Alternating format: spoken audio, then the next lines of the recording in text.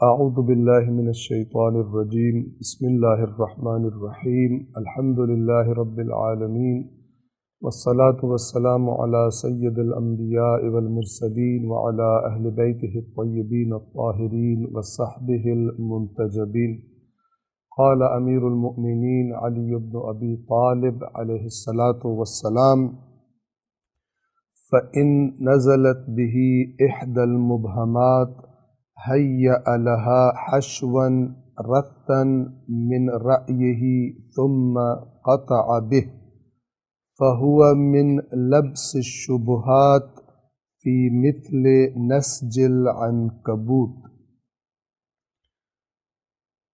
امیر المؤمنین کے فرامین کا مجموعہ نہج البلاغہ، ہم اس کا خطبہ نمبر 17 یا بعض کتابوں میں خطبہ نمبر 16 آپ کی خدمت میں عرض کر رہے ہیں۔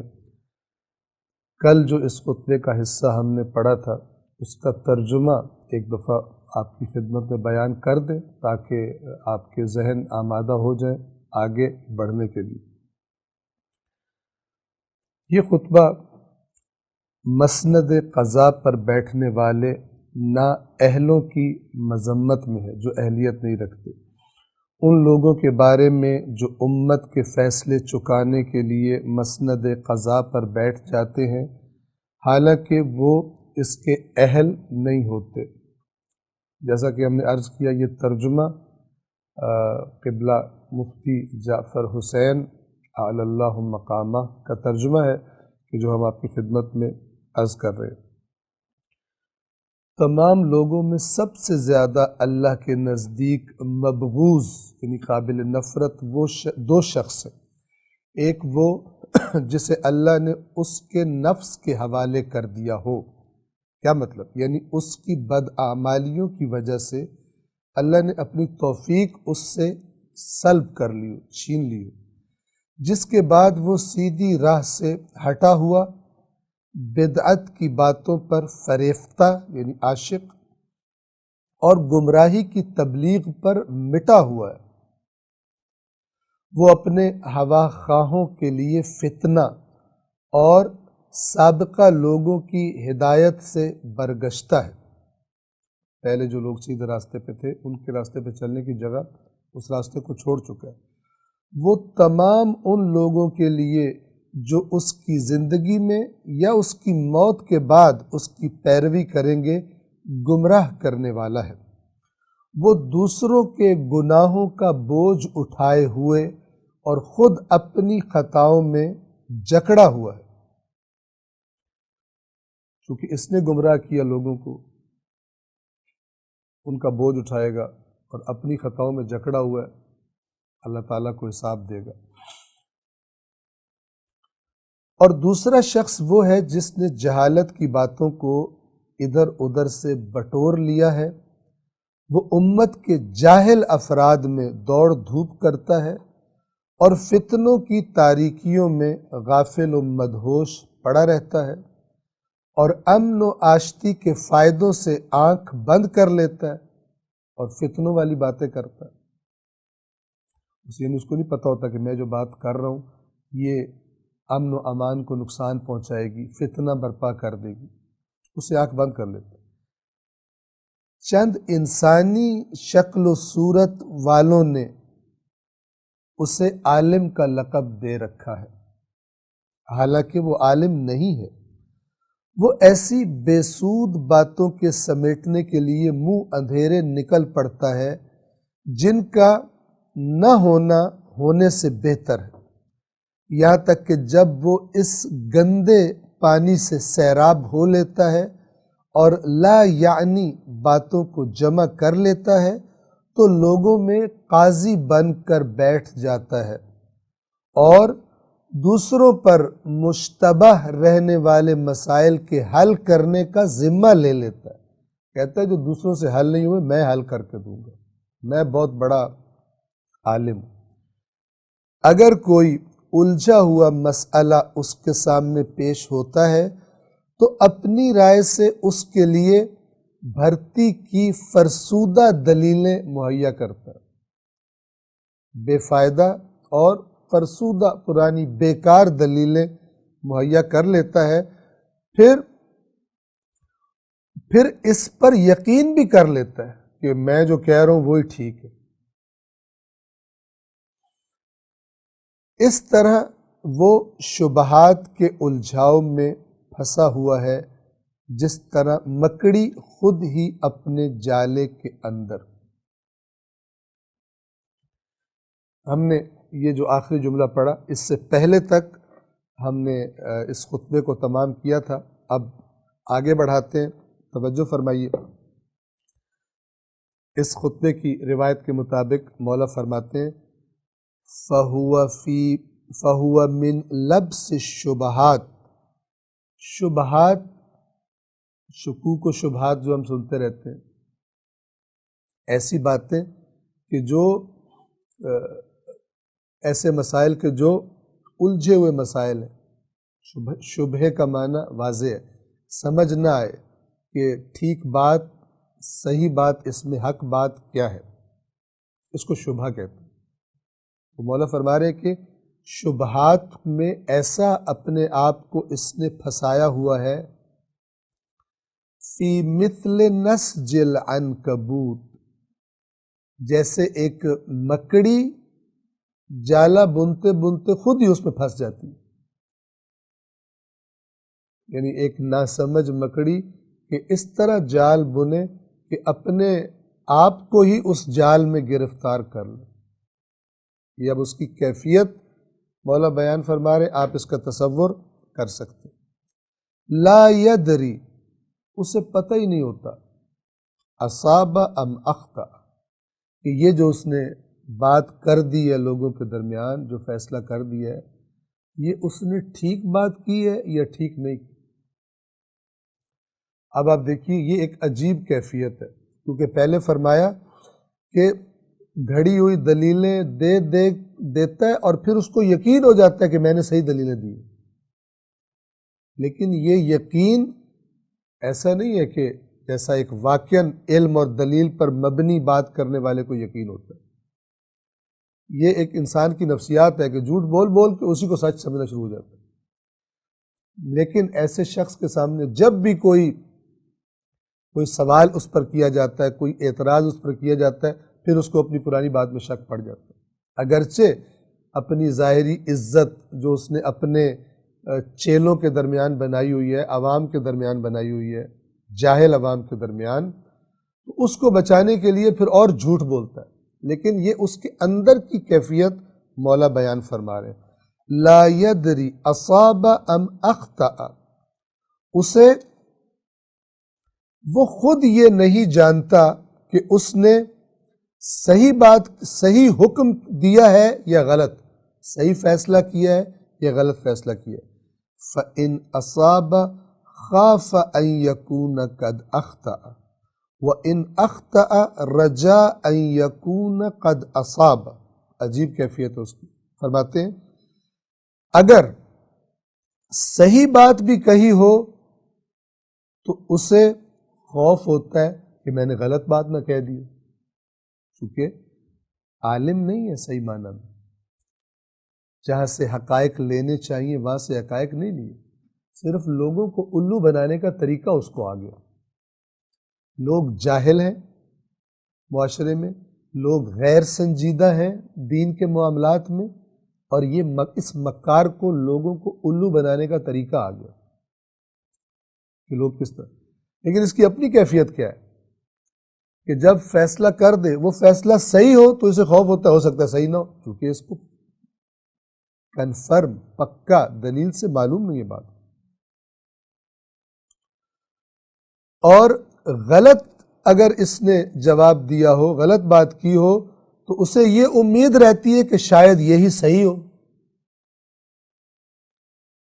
پکی بات، مضبوط بات اس کے پاس نہیں ہوتی۔ اگر اس نے جو بات کہی ہے وہ در حقیقت صحیح ہو، اس کو خوف ہوتا ہے کہ کوئی غلطی نہ ہو جو میں نے بات کی، کیونکہ اس کو تو نہیں پتا کہ وہ صحیح ہے یا نہیں، یقین نہیں ہے، اطمینان نہیں ہے۔ اور اگر جو بات اس نے کی ہے لوگوں کو حقیقت میں وہ غلط ہو، تب بھی اس کو امید ہوتی ہے جو میں نے کر دی ہے وہ صحیح ہوگی۔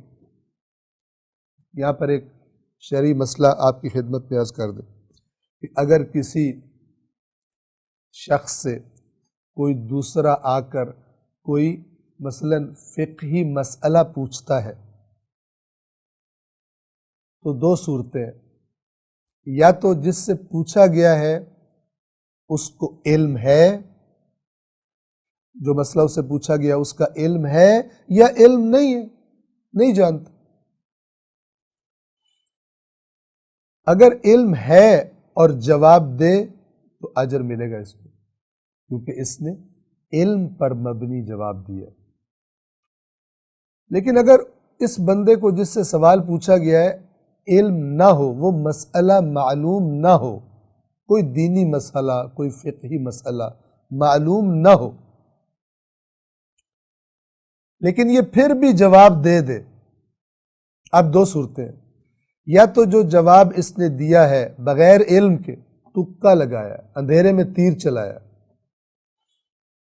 ایسا لوگ کب کرتے ہیں؟ جب اس کو یہ ہوتا ہے کہ اگر میں جواب نہیں دوں گا تو یہ لوگ کہیں گے یہ کیسا عالم ہے جس کو مسئلہ ہی کوئی نہیں پتہ۔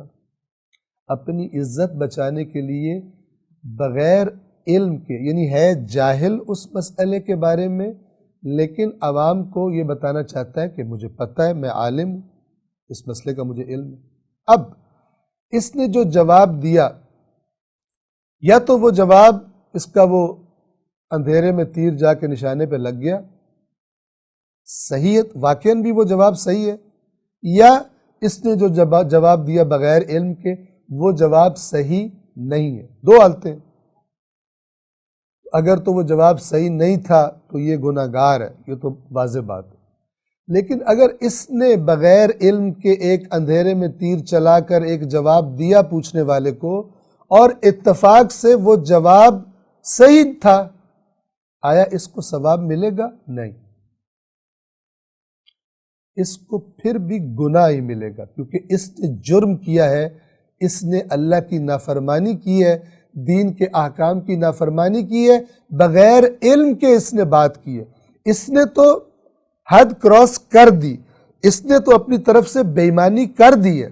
اتفاق سے اگر وہ بات صحیح نکل بھی آئی تو بھی اس کو اس کا نہ صرف یہ کہ کوئی اجر نہیں ملے گا بلکہ گناہ ملے گا، اور اگر وہ بات غلط ہوئی اور وہ لوگ اس پر عمل کرتے رہے جن کو بتایا ہے تو وہ ان کا گناہ بھی اس کے کھاتے میں لکھا جائے گا۔ اس بات کو اپنے ذہن میں انشاءاللہ توجہ سے ذہن نشین فرما لیجئے، اور یہی وہ فارمولہ ہے جو ہم بعض دوسرے دروس میں بھی بیان کرتے رہتے ہیں کہ سوشل میڈیا پر بغیر اطمینان حاصل کیے کہ جو میرے پاس پوسٹ آئی ہے یہ صحیح ہے یا نہیں، اس کو آگے کر دینا، یہ ایک بیماری ہے۔ ایسے انسان فتنہ گروں کے ہاتھوں میں استعمال بڑی آسانی سے ہوتے ہیں، بلکہ یہی لوگ ہوتے ہیں جو سنجیدہ نہیں ہوتے، جلدی ہوتی ہے کہ جو میرے پاس آیا میں سب کو بتاؤں، سب سے پہلے میں نے یہ خبر پہنچائی۔ یہ اگر دنیاوی معاملات ہوں تو بھی غلط ہے، اس لیے کہ دو روایات ہماری کتب میں موجود ہیں، روایات زیادہ ہیں، دو کہ جو اس وقت میرے ذہن میں موجود ہیں، ایک رسول اللہ صلی اللہ علیہ وآلہ وسلم سے اور ایک مولا علی علیہ السلام سے روایت نقل کی گئی ہے۔ دونوں کا لب لباب یہ ہے کہ کسی شخص کے جھوٹا ہونے کے لیے اتنا کافی ہے کہ اس کے پاس جو بات آئے بغیر اس کی تصدیق کیے اس کو آگے لوگوں میں پھیلا دے۔ اب یہ وہ زمانہ ہو کہ جب سوشل میڈیا نہیں تھا، زبان سے یہ کام ہوتے تھے، یا آج کا زمانہ ہو کہ جب یہ کام سوشل میڈیا پر بے تحاشا لوگوں کی کثیر تعداد اس بیماری کا اور اس مرض کا شکار ہے، اور خاص طور پر وہ لوگ کہ جو کوئی حدیث یا کوئی آیت یا کسی عالم کا مثلا قصہ فارورڈ کر کے ثواب کے امیدوار ہے اللہ سے۔ تو میں نے آپ کو بنیادی طور پر مسئلہ بتا دیا، بغیر علم کے کوئی مسئلہ کسی دوسرے کو بتانا، فارورڈ کرنا، یہ چونکہ آپ کو علم نہیں ہے، اطمینان نہیں ہے، آپ کو ایک پوسٹ آئی، آپ نے دھڑ سے جھٹ سے آگے کئی 100 بندوں کو آپ نے فارورڈ کر دی، اس نے آپ کو یہ بتایا کہ آپ کو اجازت ہے؟ آیا سنجیدہ لوگ ایسے کام کرتے؟ سنجیدہ لوگ ایسے کام کرتے؟ آپ کے بچے نے امتحان دے رہا ہے، وہ امتحان کی تیاری کر رہا ہے، ایسے کوئی افواہ اڑتی ہے، ایک بندہ آ کے باہر کہتا ہے میرے پاس پیپر موجود ہے، پیپر لیک ہوا وہ پیپر موجود ہے، آپ اپنے بچے کو کہہ دیں گے باقی کچھ تیار نہ کرو، اور اسی پیپر کو یہ جو باہر بندہ دے کر گیا ہے یہ پیپر لیک ہو گیا ہے، اسی پیپر کو تیار کرو، باقی پڑھائی چھوڑ دو؟ آپ کہہ دیں گے؟ کبھی نہیں کہیں گے، اگر کہیں تو بے وقوف ہیں، کبھی بھی آپ رسک نہیں لیں گے۔ کیوں؟ اس لیے کہ آپ کو اطمینان نہیں ہے کہ یہ پیپر یہ بندہ فراڈ کر رہا ہے یا یہ حقیقت ہے یا حقیقت نہیں ہے، اور اگر یہ حقیقت نہ ہوئی تو میرا بچہ فیل ہو جائے گا، ہو سکتا ہے ایک سوال بھی نہ ہے اس میں سے۔ کیوں؟ آپ کے لیے معاملہ سنجیدہ ہے آپ کے بچے کا پاس ہونا یا فیل ہونا، لیکن افسوس کہ ہم لوگ، یہ غفلت ہے ہماری، شاید جان بوجھ کے ہم نہیں کرتے، غفلت ہے، غیر سنجیدگی ہے، توجہ نہیں ہے، خبردار نہیں کیا جاتا کہ دین کے معاملے میں جو چیز ہمارے پاس حدیث کی شکل میں آئی ہم نے آگے چلا دی، ہمیں نہیں پتا وہ حدیث تھی بھی یا وہ حدیث نہیں تھی، کسی نے گھڑ کے، کسی عالم کو خواب آیا، اس نے یہ دیکھا وہ دیکھا، کوئی ریفرنس، کوئی بات، ہمیں پتہ ہے کہ وہ جو خواب کے ذریعے کی جو بات کی جا رہی ہے وہ قرآن اور صحیح احادیث کے مطابق ہے یا قرآن اور صحیح احادیث کے مطابق نہیں ہے۔ کتنے عجیب و غریب قصے فارورڈ کیے جاتے ہیں، اور ضعیف الایمان اور قرآن و حدیث سے بے خبر لوگ، ان کو جب دھمکی دی جاتی ہے کہ مثلا ایک بندے نے خواب دیکھا، مثلا فلان اہل بیت کے فرد نے، فلان بی بی نے اس سے کہا کہ یہ کام کرو، اس کو تم چھپواؤ اور اس کو تم 10 آدمیوں کو آگے دو، اور ان سے کہو ہر بندہ 10 کو آگے بانٹے، نہیں بانٹے گا تو اس کے ساتھ یہ ہو جائے گا، اس کے ساتھ وہ ہو جائے گا۔ آیا اس نے سیرت اہل بیت کی طرف توجہ کی کہ وہ جو اپنے دشمنوں کو بھی اگر وہ آ جائیں تو معاف کر دیتے ہیں؟ وہ اس قسم کی شخصیات ہیں، دھمکیوں کے ذریعے وہ کام کرواتے ہیں کہ ہم تمہاری نوکری خراب کر دیں گے، ہم تمہاری اولاد تمہاری مر جائے گی، فلان ہو جائے گی۔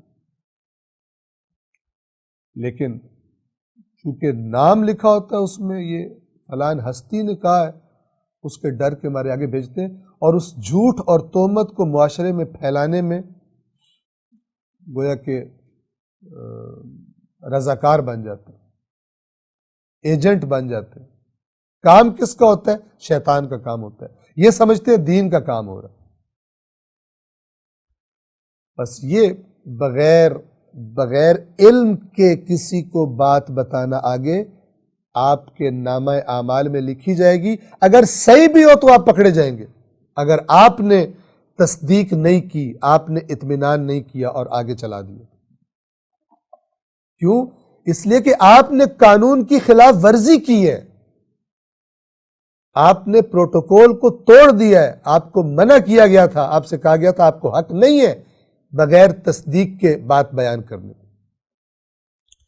یہ جن لوگوں کے بارے میں مولا علی علیہ السلام بیان کر رہے ہیں، آگے جا کے آئیں گے کہ ایسے جو لوگ بغیر علم کے فیصلے کرتے ہیں اور فتوے دے دیتے ہیں اور باتیں کرتے ہیں جاہل، لیکن جاہلوں میں عالم بن کے بیٹھے ہوئے ہیں، ان کے ان غلط باتوں سے کیا کیا غلط نتائج نکل رہے ہیں ابھی آگے آ جائے گا۔ توجہ فرمائیں، فرماتے ہیں وہ خود یہ نہیں جانتا کہ اس نے صحیح حکم دیا ہے یا غلط، اگر صحیح بات بھی کہی ہو تو اسے یہ خوف ہوتا ہے کہ کہیں غلط نہ ہو، اور غلط جواب ہو تو اسے امید رہتی ہے کہ شاید یہی صحیح ہو۔ کوئی ایک کنارے پہ ہے ہی نہیں، ڈولتا ہے، ڈگمگا رہا ہے، کبھی ادھر جا رہا ہے، ہو سکتا ہے میں نے صحیح بات کی ہو سکتا ہے میں نے غلط بات کی۔ لہٰذا آپ دیکھتے ہیں کئی دفعہ جب کوئی غلط کوئی حدیث آ کے فارورڈ کی جاتی ہے اور کسی مثلاً واقعاً عالم کے پاس پہنچتی ہے اور وہ اس بندے سے کہتا ہے کہ بھائی آپ نے یہ کیوں فارورڈ کی، یہ تو کوئی معتبر چیز نہیں ہے، تو پھر وہ آگے سے بہانے بنائے گا اپنی عزت کو ظاہری طور پہ بچانے کے لیے۔ وہ میں نے آپ کو اس لیے فارورڈ کی تھی تاکہ وہ آپ بتا دیں گے کہ صحیح ہے یا صحیح نہیں ہے، حالانکہ 100 اور کو بھی فارورڈ کر چکا ہے۔ جھوٹ بولتا ہے، اپنی عزت کو بچانے کے لیے جھوٹ بولتا ہے۔ کیوں کیا ایسا؟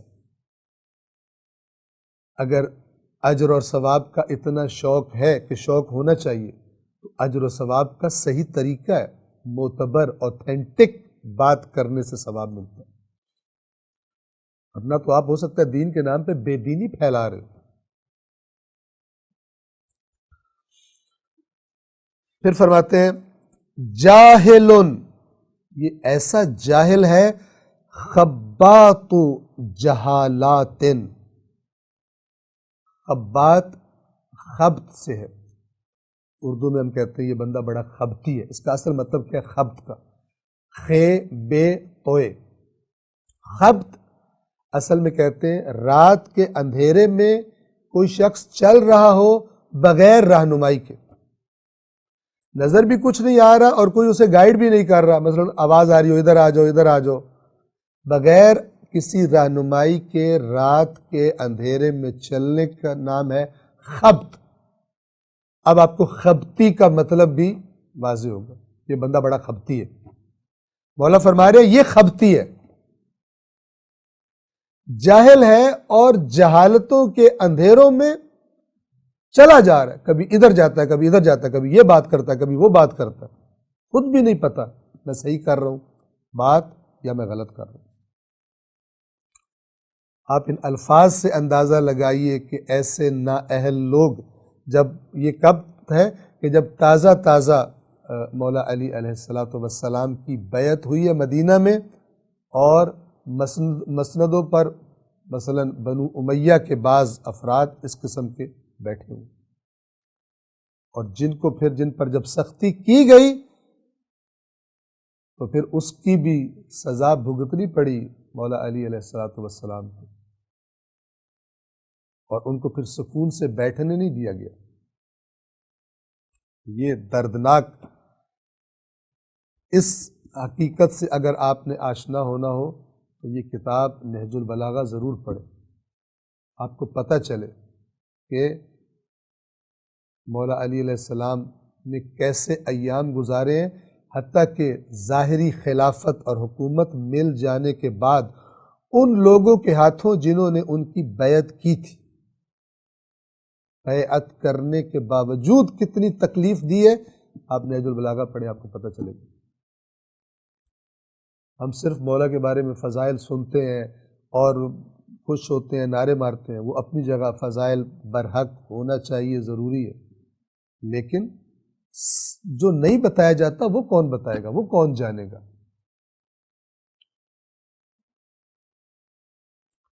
جو واقعاً عاشق ہے مولا، اپنے مولا کا، علی علیہ السلام کا، اس کو تو جاننا چاہیے کون لوگ تھے جنہوں نے مولا کو یہ تکالیف دی تھی، تاکہ اپنے آپ کو دیکھ سکے کہ میرے اندر کون سے صفات ہیں، مولا کے ساتھیوں والی جن کو دیکھ کے مولا کی آنکھیں ٹھنڈی ہوتی تھی، یا ان لوگوں والی صفات ہیں کہ جن کے بارے میں مولا یہ الفاظ بول رہے ہیں، اور نہج البلاغہ بھرا پڑا۔ جاہل خبات جہالات، اس کا ترجمہ قبلہ مفتی جعفر حسین صاحب نے اس طرح سے کیا ہے، وہ جہالتوں میں بھٹکنے والا جاہل۔ خبات کا، خبت کا معنی میں نے آپ کو بتایا، خبات یعنی بہت زیادہ خبتی، یعنی بہت زیادہ اندھیرے میں تیر چلانے والا، ہدایت یافتہ نہیں ہے، راستہ پتہ نہیں ہے، اندھیرا ہے لیکن چلا جا رہا ہے۔ اگلا لفظ عاشن رکاب عشوات، عاش وہ شخص جس کی نظر کمزور ہو، اور یہاں پہ مراد کیا ہے؟ جہالت کی وجہ سے جس کو حقائق نظر نہیں آتے، کمزور ہے، علمی اعتبار سے مضبوط نہیں ہے، عاشن، لقب دیکھیں مولا کیا دے رہے، جاہل، عاشن، رکاب عشوات، اپنی نظر کے دھندلے پن کے ساتھ تاریکیوں میں بھٹکنے والی سواریوں پر سوار ہے۔ رکاب راکب کا مبالغہ ہے، جیسے خبات خابت کا ہے، رکاب یعنی بہت زیادہ سوار ہے، یہ اندھیروں میں بھٹکنے والی سواریوں پر، انہی پہ سوار رہتا ہے، کبھی ادھر اس کو گراتی ہیں جا کر، کبھی ادھر اس کو جا کر گراتی ہیں۔ لم یعض علی العلم بضرس قاطع، اس نے حقیقت علم کو پرکھا، نہ اس کی تہ تک پہنچا، یعنی مضبوطی کے ساتھ اس نے علم کو پرکھ کر، بات کو پرکھ کر نہیں کیا۔ یذر الروایات اذراء الریح الحشیم، بہت خطرناک بات، بہت خطرناک بات، توجہ فرمائیں مولا کیا فرما رہے ہیں۔ اب آپ اس سے اندازہ کر سکتے ہیں کہ اس زمانے میں کیا ہو رہا تھا اور آج کے زمانے میں بھی کیا ہو رہا ہے، آپ اندازہ کر سکتے ہیں۔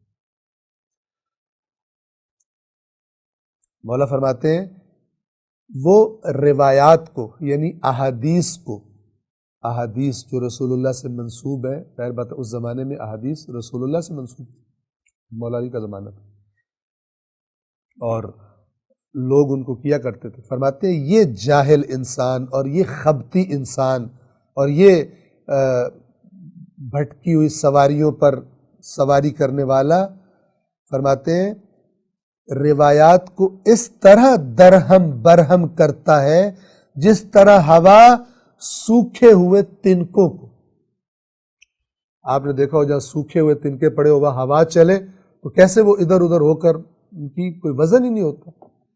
کہہ رہے ہیں کہ یہ اپنی باتوں کو صحیح ثابت کرنے کے لیے اس طرح روایات سے کھیلتا ہے، جیسے لوگ تنکوں سے کھیلتے، جیسے ہوا تنکوں کو اڑاتی پھرتی ہے، اوپر نیچے ادھر ادھر کرتی ہے، یہ روایات کو اوپر نیچے الٹا سیدھا کرتا ہے۔ اس زمانے میں بھی تھا، یہ آج بھی ہے۔ روایات سے کھیلنا کیا مطلب؟ کوئی نہیں دیکھتا کہ یہ حدیث صحیح ہے یا یہ صحیح نہیں ہے، ضعیف ہے، کون سی حدیث ہے، لیکن دیکھتا ہے کہ یہ حدیث جب میں لوگوں کو بتاؤں گا تو کیا واہ واہ ہوگی میرے سامنے، کیا زبردست، بس اتنا کافی ہے۔ اللہ کی کتاب سے ٹکرا رہی ہے یا نہیں ٹکرا رہی میں دیکھ تو لوں، نہیں، کیوں؟ مطمع نظر یہ ہے کہ میں نے جو تقریر کرنی ہے وہ بہت مزیدار ہونی چاہیے، اور جو سامنے سننے والے ہیں حقیقت تلخ ہوتی ہے۔ اسی لیے آپ دیکھیں یہ مولا کے الفاظ ہیں، لوگ جو بے ایمان تھے مولا کے دشمن بن گئے۔ مولا فرماتے ہیں ایسے شخص کو کون لوگ سروں پہ بٹھاتے ہیں، ایسے شخص کو کون لوگ اپنے لیڈر بناتے ہیں؟ مولا نے ان کے بارے میں فرمایا انسان نظر آنے والے چند لوگوں نے اس کو عالم کا لقب دیا ہوا ہے۔ انسان نظر آنے والے لوگ، یعنی مولا کہہ رہے ہیں جو عقل استعمال نہیں کرتے وہ گویا انسان نہیں، شکلیں ہیں انسانوں والی۔ یہ وہی بات ہے جو قرآن مجید نے بتائی ہوئی ہے کہ ان کی آنکھیں ہیں لیکن دیکھتے نہیں، ان کے کان ہیں لیکن سنتے نہیں، ان کے قلوب ہیں لیکن یہ بات کو سمجھتے نہیں۔ یعنی یہ جو اللہ نے نعمتیں دی ہیں، آنکھیں، کان اور عقل، اس کو جو صحیح استعمال کرنا چاہیے سنجیدہ حق کو سمجھنے کے لیے نہیں کرتے، اولئک کالانعام، یہ نظر انسان آتے ہیں ایسے جیسے جانور چارپائے ہوتے ہیں، بل ہم اضل سبیلا، بلکہ یہ جانوروں سے بدتر ہیں، ان کو تو عقل دی نہیں تھی، ان کو تو اس طرح، ان کے لیے تو ہدایت بھیجی نہیں تھی اللہ نے۔ انسان تو تمہارے لیے تو اللہ نے بھیجا تھا، تم نے بھی رویہ وہی اختیار کر لیا جانور والا۔ لہذا مولا بھی وہی فرما رہے ہیں کہ انسان سے ملتے جو انسان نظر آنے والے چند لوگ ہیں، اشباہ الناس، انسانوں سے شباہت رکھنے والے چند لوگوں نے اس کا نام عالم رکھ دیا۔ یعنی ظاہر انسان ہے لیکن اپنے عمل کے، اپنی سنجیدگی، اپنی عقل کے استعمال کے اعتبار سے انسان نہیں، رویہ حیوانوں والا، چار پایوں والا۔ انہوں نے اس کی چکنی چپڑی باتیں سن کے، اس کی چٹ پٹی باتیں سن کے اس کو سر پہ بٹھایا ہوا ہے، بڑے خوش ہوتے ہیں، بڑی لذت لیتے ہیں اس کی باتیں سن کر۔ ان لوگوں نے گویا مولا کا بھی وقت تلخ کر دیا تھا، اور صرف مولا کا نہیں، بعد میں اسی قسم کے خطیب جو بنو امیہ کے زر خرید تھے، انہوں نے کتنی بڑی جسارتیں کی امت کو دور کرنے کے لیے، بنو امیہ کے ایجنڈے کو امت میں عملی کرنے کے لیے انہوں نے علی اور اولاد علی علیہم السلام کے خلاف کیا کیا غلط باتیں عوام میں نہیں پھیلائی۔ اور یہ وہی اشباہ الناس جو سامنے بیٹھے ہوتے تھے، بڑے مزے سمجھتے تھے کہ بڑا ثواب مل رہا ہے، جنت مل رہی ہے ہمیں، اتنا ہمیں، کتنے برے لوگ تھے علی اور اس کی اولاد جنہوں نے کتنا اسلام کو نقصان پہنچایا، اس پروپیگنڈے کی زد میں آتے تھے، سمجھتے تھے ہمیں ثواب مل رہا ہے، عالم صاحب ہمیں دین بتا رہے ہیں۔ اور ظاہر ہے کہ ایسے کام کے لیے بڑے تیز خطیبوں کو، فنکاروں کو ہائر کیا جاتا ہے، جن کو بات کرنے کے بڑے طریقے آتے ہیں، حق کو باطل کے ساتھ مکس کرنا اور باطل کو حق بنا کر پیش کرنا، اس کے یہ چیمپئن ہوتے ہیں۔ یذر الروایات ادراء الریح الحشیم، وہ روایات کو اس طرح درہم برہم کرتا ہے جس طرح ہوا سوکھے ہوئے تنکوں کو۔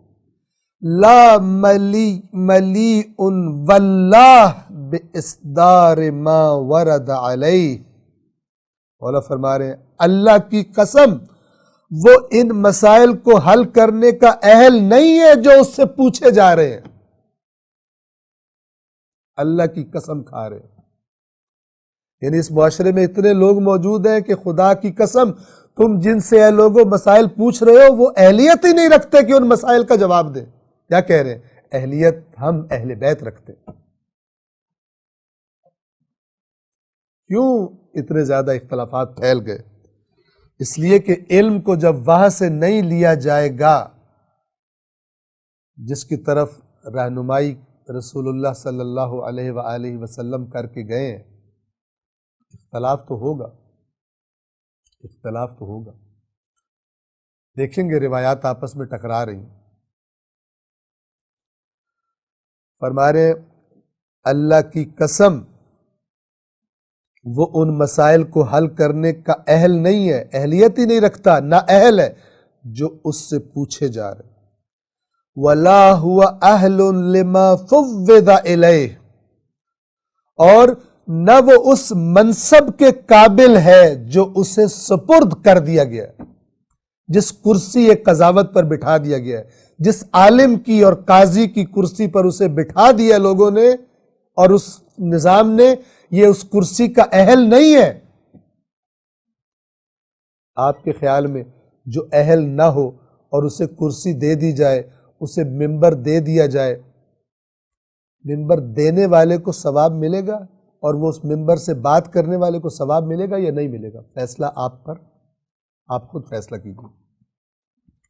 جس کے بارے میں یہ جو مولا کا خطبہ ہے، یہ اس پر بھی اعتراض کر رہا ہے کہ جو کرسی پہ بیٹھا ہے اہلیت نہیں رکھتا، اور اس پر بھی اعتراض ہو رہا ہے جس نے اسے اس کرسی پر بٹھا دیا۔ تو بڑی کامن سینس کی اور واضح بات ہے، ایسے لوگ قوموں کو، نظام کو تباہ کر کے رکھ دیتے ہیں، غلط فیصلے، غلط باتیں لوگوں میں مشہور کرتے ہیں، گمراہ کر دیتے ہیں، اور لوگ ان کو عالم سمجھ رہے ہیں۔ توجہ فرمائیے۔ لا يحسب العلم فی شیء مما انکرہ، اگلی بیماری اس کی کہ جس چیز کو وہ نہیں جانتا اس چیز کو وہ کوئی قابل اعتنا علم ہی نہیں سمجھتا، یعنی جس کا اسے پتہ نہیں ہے، سمجھتا ہے وہ ہے بھی نہیں، ممکن ہی نہیں ہے وہ علم ہو۔ یعنی جو اس کے اپنے پاس ہے اس کے علاوہ انکار کرتا ہے۔ لکیر کا فقیر، جو کچھ خود رٹا ہوا ہے، جو کچھ خود اس کے پاس ہے، سمجھتا ہے اس کے علاوہ بات ہی کوئی نہیں۔ یہ کم پڑھ جو ہوتے ہیں، کم پڑھ، جن کے مطالعات کم ہوتے ہیں، جن کا علم کم ہوتا ہے اور بظاہر علماء کی شکل میں معاشرے میں پھر رہے ہوتے ہیں، لکیر کے فقیر، وہ جب ان سے کوئی ایسی بات پوچھی جاتی ہے کہ جو ان کے علم میں نہیں ہے، یا کہا جاتا ہے کہ یہ بات اس طرح سے ہے، فوراً اس کا انکار کرتے ہیں۔ کیوں؟ اس لیے کہ سمجھتے ہیں جاہل آدمی کی یہ خصوصیت ہوتی ہے، مگر یہ کہ تقوی ہو اور وہ کہے کہ جی یہ مجھے نہیں پتہ، میں پتہ کر کے بتا دوں گا۔ لیکن بالعموم اپنے وہ جو حواری بنائے ہوتے ہیں اور جو اپنے ارد گرد چیلے جمع کیے ہوتے ہیں، ان میں اپنی عزت کو بچانے کے لیے اگر اس کو یہ کہنا پڑے کہ تم بات غلط کر رہے ہو، ایسی بات نہیں ہے، حالانکہ وہ بات حق کو، لیکن یہ جاہل ہے، یہ مولا فرما رہے کہ جس بات کا اس کے پاس علم نہیں ہے، سمجھتا ہے وہ علم ہے ہی نہیں، وہ ہو ہی نہیں سکتا، وہ حقیقت ہو ہی نہیں سکتی۔ یہ اس کی ایک حالت ہے۔ لا يحسب العلم فی شیء مما انکرہ، جس چیز کا یہ انکار کرتا ہے گمان بھی نہیں کرتا کہ وہاں پہ علم ہو سکتا ہے، ایسا ہٹ دھرم اور ضدی ہے۔ وَلَا يَرَى أَنَّ مِنْ وَرَاءِ مَا بَلَغَ مَذْهَبًا لِغَيْرِ، اور نہ ہی یہ سوچتا ہے، نہ اس کو خیال بھی نہیں آتا کہ میں جس بات پر، جس نتیجے پر پہنچا ہوں، اس کے اوپر بھی، اس سے بہتر بھی کسی کی رائے، کسی کی بات ہو سکتی ہے۔ کہتا ہے جو میں نے کہہ دیا وہ حرف آخر ہے، مجھ سے بہتر کون آ کے بات کرے گا۔ یہ ایسا اپنی بات پر متشدد ہوتا ہے، قبول نہیں کرتا۔ کیوں؟ اس لیے کہ اس کو ڈر ہوتا ہے کہ میری جو چودراہٹ بنی ہوئی ہے، میرے ان حواریوں اور چیلوں کے درمیان، ان جاہلوں کے اندر جو میں نے مقام بنایا ہوا ہے، اگر میں نے یہ کہہ دیا کہ اس کی بات مجھ سے بہتر ہے، تو میرے ہاتھ پلے کیا رہے گا پیچھے؟ لہذا اپنے اس جھوٹی عزت اور اپنی اس دال روٹی کو جو ان کو فراڈ کر کے اس کی چل رہی ہے، اس کو بچانے کے لیے اگر کوئی حق بات آ بھی جائے، وہاں پر کوئی بندہ صحیح بات کر بھی دے، یہ کبھی ماننے کو تیار نہیں ہوتا۔ ان کا جس الفاظ میں قبلہ مفتی جعفر حسین نے ترجمہ کیا وہ توجہ فرمائیے۔ فرماتے ہیں، انہوں نے لکھا ہے جس چیز کو وہ نہیں جانتا اس چیز کو وہ کوئی قابل اعتنا علم ہی قرار نہیں دیتا۔ کہتا یہ ہے ہی نہیں، بات ہی نہیں، حیثیت ہی کوئی نہیں، تو میں نے کہا وہ ٹھیک۔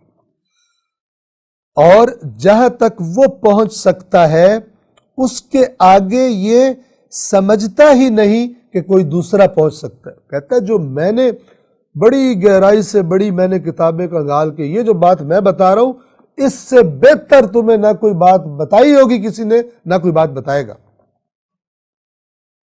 ہوتا جاہل ہے۔ ایک دفعہ کہ انسان کہے کہ قرآن مجید میں یہ بات لکھی ہے، اس سے بڑھ کر بات کوئی نہیں بتا سکتا، وہ اپنی چودراہٹ نہیں بتا رہا، وہ کہہ رہا ہے کہ اللہ کی کتاب میں جو ہے وہ برحق ہے، اور اس کا مطلب یہ کہ جو اس سے ٹکرائے کوئی اور بات کرے وہ غلط ہے۔ یہ بات بالکل ٹھیک ہے۔ لیکن ایک جاہل جو کہتا ہے، جو اپنے چیلوں سے کہتا ہے، جو خود جاہل ہے، کہتا ہے میں نے جو تمہیں بات بتا دی ہے، اس سے صحیح بات تمہیں اور کوئی نہیں بتائے گا۔ کیا ان کے عقلوں کے دروازے بند کرنا چاہتا ہے تاکہ وہ کسی اور کی بات نہ سنے، اس کی چودراہٹ کہیں خراب نہ ہو جائے۔ پھر فرماتے ہیں وَإِنْ أَظْلَمَ عَلَيْهِ أَمْرٌ اِكْتَتَمَ بِهِ، اگر، اب دیکھیے فرماتے ہیں اگر کوئی بات اس کو سمجھ میں نہیں آتی، پی جاتا ہے اس کو۔ یہ انہوں نے ترجمہ کیا ہے، ادھر لفظ عربی کے ہیں وَإِنْ أَظْلَمَ عَلَيْهِ أَمْرٌ، اگر کسی بات میں، کسی مسئلے میں اس کے سامنے اندھیرا ہو جائے، یعنی اس کو سمجھ نہ آئے، ٹھیک ہے، کیا کرتا ہے؟ اِكْتَتَمَ بِهِ، چھپا لیتا۔ لوگ ایسا مکار ہے، لوگوں کو پتہ ہی نہیں چلنے دیتا کہ مجھے پتہ نہیں، اور فوراً کوئی ایسے موقعوں کے لیے جو اس نے ہتھ کنڈے اور مکر تیار کر کے رکھے ہوتے ہیں، وہ بڑی مقدس شکل بنا کے اس مکر کے ذریعے ان جاہل لوگوں کو اور راستے پہ لگا دیتا ہے.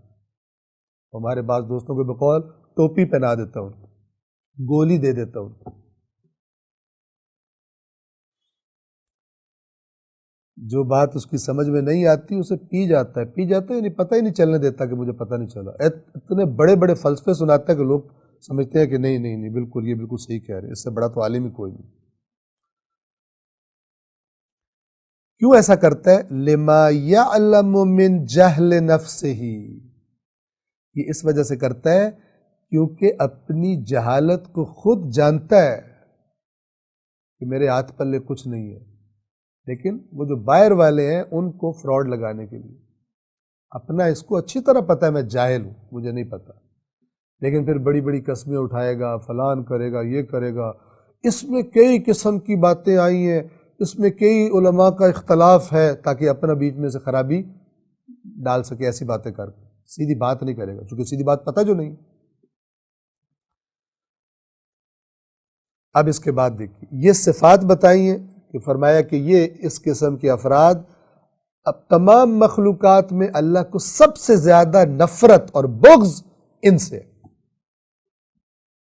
کیوں؟ کیا مطلب ہے اس کا؟ اللہ کو بلا وجہ بغض نہیں ہوتا, اللہ کو بلا وجہ نفرت نہیں ہوتی, اس کا قانون ہے. یہ وہ لوگ ہیں جو خود تو تباہی اور گمراہی کے راستے پر ہیں, انہوں نے لوگوں کو بھی گمراہ کر دی. البتہ لوگ اپنی غیر سنجیدگی کی وجہ سے خود ذمہ دار ہیں, لیکن ان کو گمراہ کرنے والے شیطان کے لشکر کے جو افسر ہیں وہ یہ لوگ ہیں جو علماء اور قاضیوں کی شکلوں میں لوگوں کے درمیان موجود ہیں نااہل, ہیں جھوٹے, ہیں مکار, لیکن لوگوں کو چکر دے کے ان کو ہنر بہت آتا ہے, فنکار بہت ہیں, لوگوں کو انگلیوں پر نچانا ان کو بہت آتا ہے, لوگوں کی نفسیات ان کو بہت پتہ ہے, کن باتوں کا لوگوں کو مزہ آتا ہے یہ ان کو بڑی اچھی طرح سے پتہ ہے. لہٰذا وہ لوگوں انسان نظر آنے والے لوگوں نے اس کو عالم کا لقب دیا ہوا ہے. مولا فرماتے ہیں, میں اس کو آہستہ آہستہ بیان کر رہا ہوں, سمجھا کے بیان کر رہا ہوں.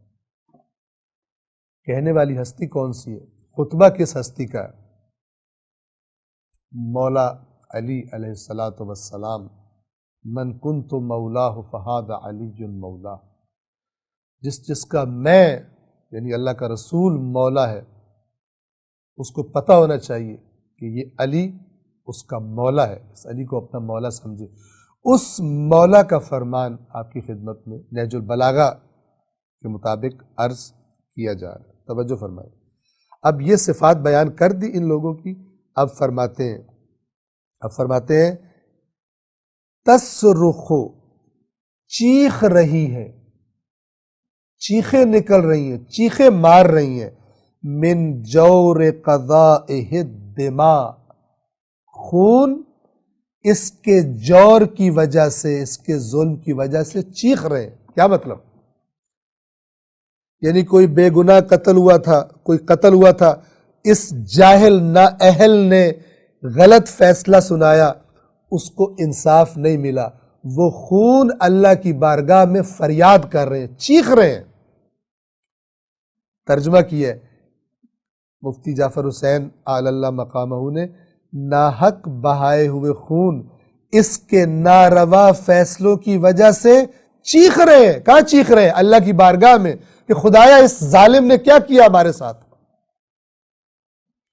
یہ جو آج کا زمانہ بھی ہو, وہ قاضی جو مسند پر بیٹھ کر بعض اوقات چند روپے لے کر اور قتلوں کے فیصلے غلط کر دیتے ہیں, جرم والوں کو قانونی پیچیدگیاں بنا کر, چاہے جج ہوں, چاہے وکیل ہوں, چاہے وہ پولیس والے ہوں کہ جو اپنی انویسٹیگیشن رپورٹس کے اندر تبدیلیاں کر دیتے ہیں تاکہ قاتل کو موقع مل جائے عدالت میں قانون کی آڑ لے کر بچ نکلنے کا, سب اس کیٹیگری کے اندر شامل ہے کہ بے گناہ بہائے ہوئے خون اللہ کی بارگاہ میں چیخ رہے ہیں, انہوں نے ہمارے ساتھ کیا کیا, ان ظالموں نے, انہوں نے کیا کیا. امام حسین کا خون بھی اللہ کی بارگاہ میں چیخ رہا ہے کہ کن نااہلوں نے کس نے بٹھایا ان نااہلوں کو مسند قضا پر جنہوں نے نواسہ رسول جوانان جنت کے سردار کا خون بہا دیا، رسول اللہ کے پورے گھرانے کو اجاڑ کے رکھ دیا؟ یہ ان نااہلوں کو کس سسٹم نے مسند پر بٹھایا تھا، کرسی پر بٹھایا تھا؟ اور کن نااہلوں نے ان کو قبول کیا تھا؟ کن غیر سنجیدہ، غیر ذمہ دار، دین کے احکام سے، قرآن کے احکام سے غافل، امر بالمعروف نہی عن المنکر کے محکم اور واضح حکم سے غافل اور کام چوری کا شکار ہو جانے والے لوگ، یہ سب مل کے سبب بنے کہ نواسہ رسول کا خون کربلا میں بہایا گیا۔ فرماتے ہیں کہ ناحق بہائے ہوئے خون اس کے ناروا فیصلوں کی وجہ سے چیخ رہے ہیں، اور غیر مستحق افراد کو پہنچی ہوئی وراثتیں فریاد کر رہی ہیں۔ جو وارث تھے ان کو نہیں ملی، اور جو وارث نہیں تھے ان کو چیز مل گئی۔ یہ وراثتیں چیخ رہی ہیں کہ وارث تو وہ تھا، اس کو کیوں دے دیا گیا؟ وَتَعِجُّ مِنْهُ الْمَوَارِيث، تعج، عج عربی زبان میں کہتے ہیں اونچی آواز سے چیخنے کو، شور و غل کرنے کو۔ وراثتیں چیخ رہی ہیں۔ آج کا درس یہاں پر ہم تمام کرتے ہیں۔ خدا نے زندگی اور توفیق دی تو کل انشاءاللہ پاکستانی ٹائم کے مطابق رات 8:30 بجے اس درس کو آگے بڑھائیں گے۔ السلام علیکم ورحمۃ اللہ وبرکاتہ۔